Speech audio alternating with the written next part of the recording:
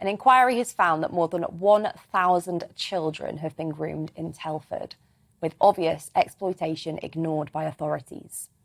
The report found that key agencies dismissed exploitation as child prostitution and blamed the children rather than the perpetrators.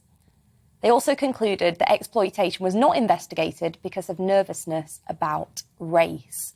And Paul, this was a story that you're quite passionate about. What did you make of the findings? Well, it's a national scandal, Deanna, and it's not the first such example we've had of this type of grooming scandal. We've had them in Rotherham, in Oldham, in Rochdale, in Bradford. And it seems to me every time that no one's willing to speak openly about the problem. No one is really willing to join the dots. I mean, in this case, in Telford, we saw 1,000 young people, children, suffer sexual abuse.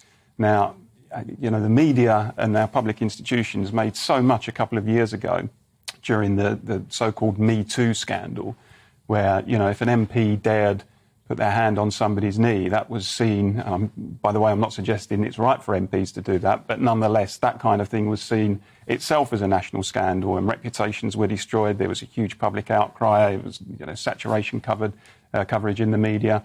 And yet these scandals, where there are thousands of young people as victims, happen again and again and again. And it's almost as if we say, oh, OK, we've had this inquiry now, let's put it to one side until the next one comes along.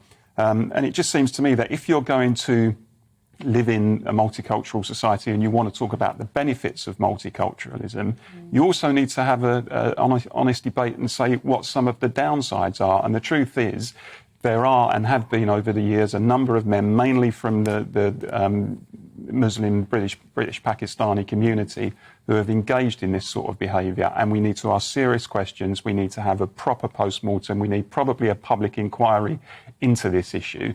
And we need to start having an honest debate about why it's happening and what the underlying reasons are. And until we have that debate, these things are just going to keep happening. Yeah.